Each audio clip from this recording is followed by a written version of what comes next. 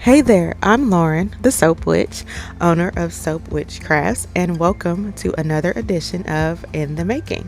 So, in this video, I will be making my soap Marvelous Mischief, which is scented with Brazilian Mango Grapefruit fragrance oil.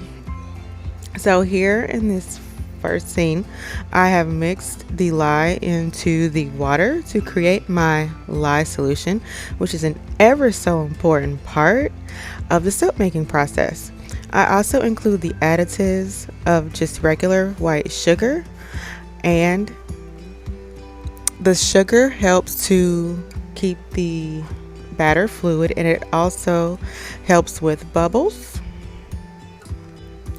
I also like to include sodium lactate in the lye solution, which is basically just like liquid salt. And the inclusion of it also helps the batter to stay more fluid after the cook. And it also makes for a longer, harder, long-lasting bar of soap after the cure. So this being Countertop fluid hot process soap, I mix the lye solution into the oils at very high temperatures. They're both usually between 180 to 200 degrees. So this is really a method for more seasoned soap makers. I wouldn't start out with this method, but it's just really great as far as almost kind of like the best of both worlds. You still get some really pretty soaps with some swirls and designs, but you get the hot process benefit, which is just being able to use it sooner for the most part. So I'm just mixing this to trace, which pretty much just looks like a thick sort of pudding consistency, and I'm just gonna let it sit there until it volcanoes, like you just saw there, which just is a buildup from the pressure and the heat in the pot. So after it volcanoes the first time, I just kind of let it sit and I check it obsessively about 357 times to be exact. Okay, not to be exact, I just wanted to exaggerate, until it's done.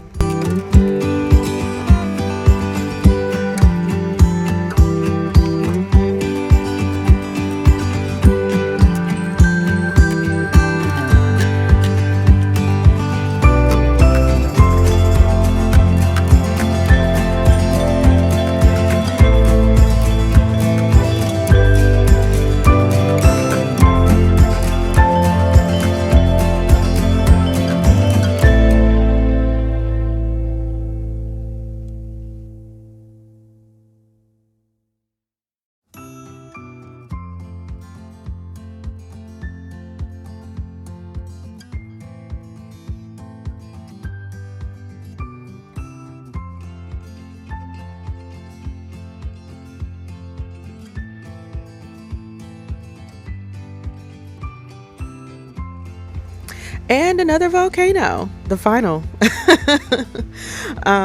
So in this one, it's clear that I can see that the soap has reached the done phase, which I'm always super excited about because, like, why wouldn't I be?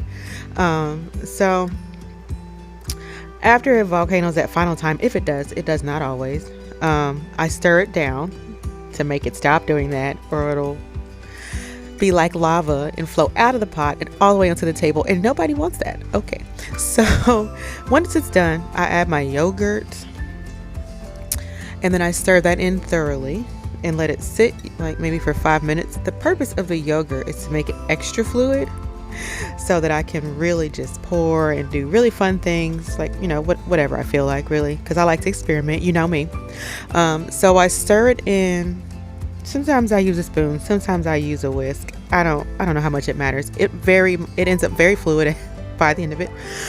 So I let it sit for usually it's 10 to 12 minutes. At first it was 5, but I feel like 10 is a little bit more, maybe because my pot's so big, because there's 10 pounds of soap in there. It maybe doesn't look like it because the camera's so much higher than it, but that's how much it is. This is the biggest crock pot I could find, in the history of the universe. Okay, so anyway, I've obnoxiously stirred, check the temperature. I like to pour my fragrance oil, that's what I just dumped in there. I like to pour my fragrance oil in there at 180 degrees or less. I find that it sticks to the soap much better, and actually that's why I switched to hot process, not just because I could use it sooner, but because I can control the temperature in which I put the fragrance oil. Because with cold process, you put it all in at trace, and or sometimes before trace, but it's all in there by trace basically. And then you put it in the mold, layer it, design it, swirl it however you want. But then that soap can get really hot and sometimes kill the fragrance oil. So I can control putting it in at 180 degrees. Sorry, this is a really long drawn out explanation. But the fragrance stays better. Yeah, that's why. So anywho, sorry to be long-winded. So at this point, when it's done, I've added the fragrance and stirred it to within an inch of its life. Then I like to separate it all out by how much color I want to use for each. Well, how much soap I want to use for each color. So I just separate it all out. I weigh it, and then I add the corresponding color and stir, stir, stir.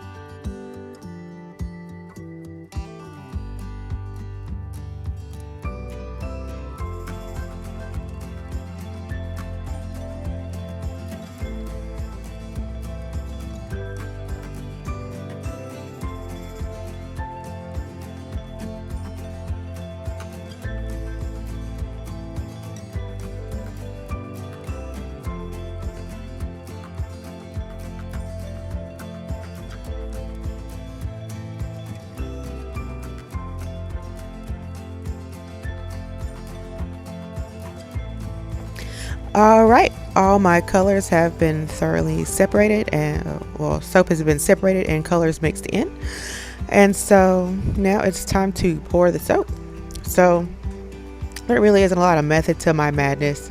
I usually just start with a color and pour the color, and then I pick another color and then I pour that color. The genius that is pouring the soap.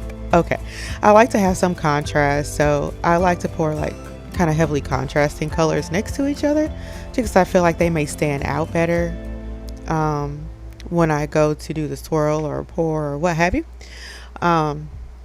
So usually I just pour, and then once I start with a color and go in a pattern, I kind of stick with that pattern, maybe or not.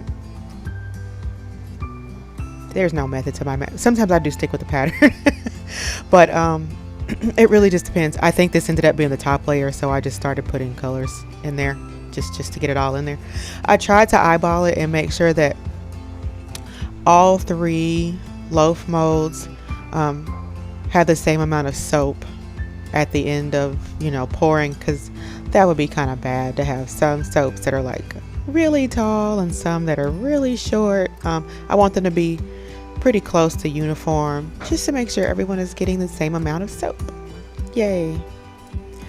So I usually just kind of bang it down. It usually makes a whole lot of noise because it's like a stainless steel table, and everybody upstairs I was like, "Guy, what are you doing down there?" Anyway, but I do that just so I can get it, like, make sure it's all the way down into the mold, and I don't have like air pockets and such or what have you. Not that that's ever happened, but that's maybe because I banged the mold. Anyway, so I've gotten, I think, most of the color in there.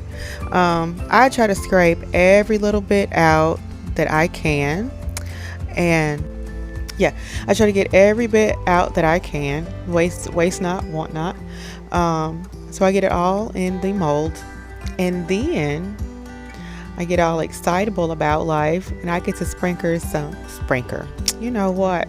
Anywho, before I do any sprinkling, if I'm going to actually swirl the soap, I do that after I get it all in the mold. I have like a little tool that I just kind of stick in the mold and I just swirl it.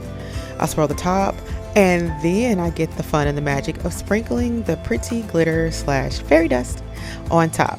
And it's sparkly. Yay!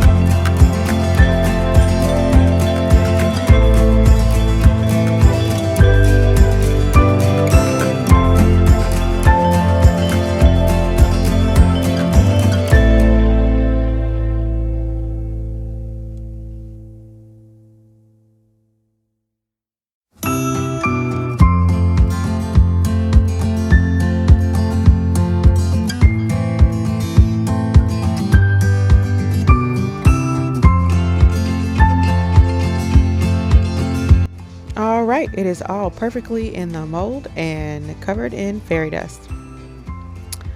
Look at that pretty close up, sparkly. Ooh. Now it's gonna go sit in the freezer for 5 or 6 hours. And then I'm going to take it out and cut it. I don't know what happened to the cut, but anyway, here is the final, in which I'm going to now demonstrate the wonderful, awesome, delicious lather of my wonderful, marvelous Mischief. So, enjoy the rest. Thank you for coming by, and I will see you next time.